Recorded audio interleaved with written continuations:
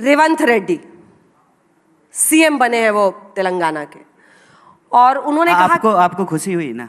अब जरूर, हमने उनका सबसे पहले इंटरव्यू किया था। नहीं, आप निष्पक्ष हैं तो आपको खुशी हुई होगी। पवन जी उस समय पता नहीं टीवी देखते नहीं देखते। तो रेवंत रेड्डी जी का पहला इंटरव्यू मैं नहीं किया होगी कि नहीं? पवन जी जब जीतेंगे आपको खुशी होगी ना? आप निष्पक्ष हैं। आप पवन जी को पार्टी का अध्यक्ष बनाइए। पार्टी का अध्यक्ष तो अभी बने हुए हैं, सारे फैसले ले ही रहे हैं वो मीडिया के। मतलब वो अभी अध्यक्ष एक बने हुए हैं, बन जाएंगे भविष्य में, ऐसा क्या है? अब आपको इसमें भी आपत्ति में नहीं बिल्कुल नहीं। नहीं, कन्हैया जी, अंजना जी आज निष्पक्ष हैं और आज हमको मौका आज निष्पक्ष है नहीं, हम लोग सदा निष्पक्ष हैं। हाँ, रेवंत रेड्डी सीएम बने जी, और आपके युवा नेता वहां पर वो, हालांकि एबीवीपी से शुरुआत की थी उन्होंने, गौ पूजा करते हुए वो वोटिंग वाले दिन गए और ये किए।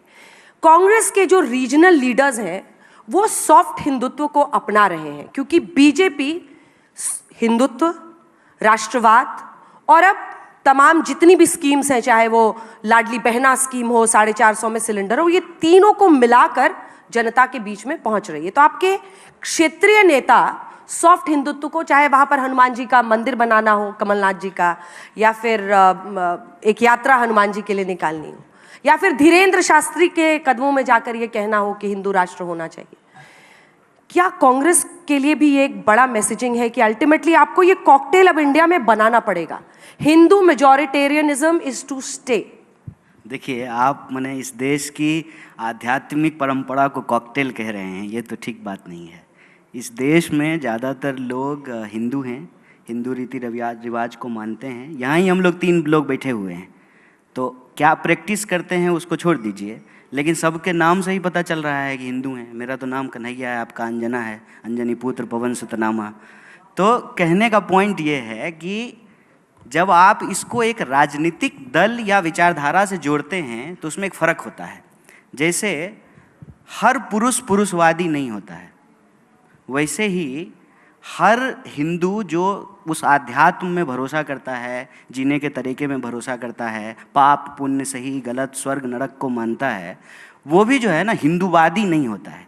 ये एक राजनीतिक विचारधारा है। अगर आप राजनीतिक विचारधारा की बात कर रहे हैं, अगर मैं सही हूँ, तो राजनीतिक विचारधारा में ना ये सॉफ्ट और हार्ड नहीं कहना चाहिए। ये मीडिया के द्वारा गढ़ा गया टर्म है। जहर जहर होता है, सांप का बच्चा भी उतना ही जहरीला होता है जितना वयस्क होता है।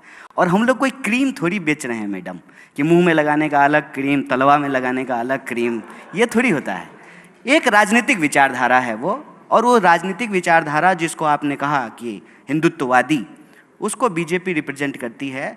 लेकिन कांग्रेस पार्टी हिंदुइज्म, जो इस देश का सांस्कृतिक इतिहास है, जो आध्यात्मिक परंपरा है, उसको हमेशा से मानती है।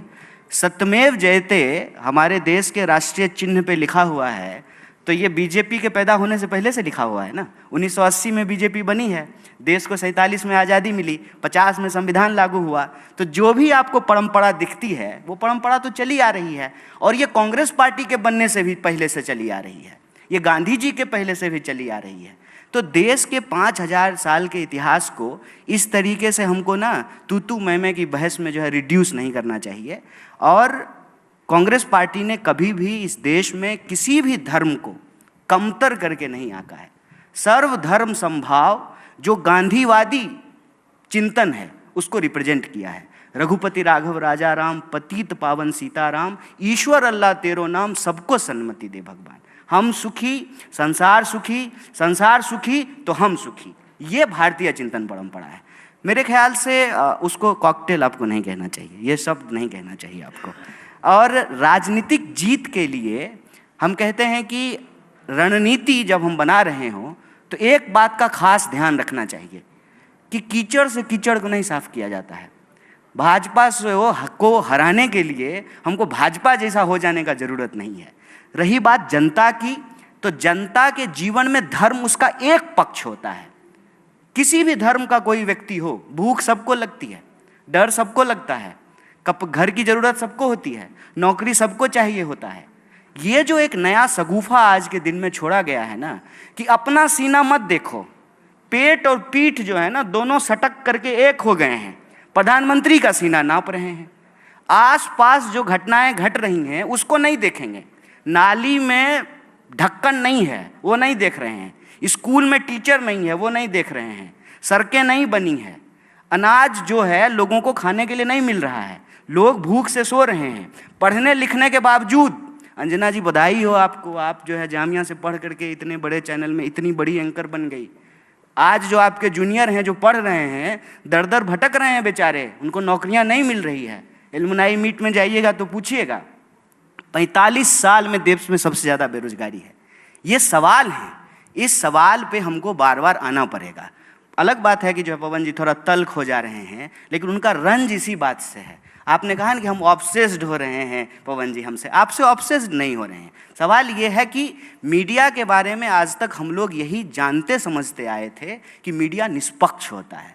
उसको उतनी ही खुशी होगी जब बीजेपी जीतेगी और उतनी ही खुशी होगी जब कांग्रेस जीतेगी। सरकार किसी भी की हो, सवाल पूछना है, प्रधानमंत्री कोई भी हो, उनसे प्रश्न करेंगे, इतनी ही सी तो बात कह रहे हैं। लेकिन आप भी टची हो रहे हैं, बुरा मान जा रहे हैं। कोई टची नहीं हो रहा है, आप चिंता ना करें, वो और लोग होंगे जो टची होते होंगे।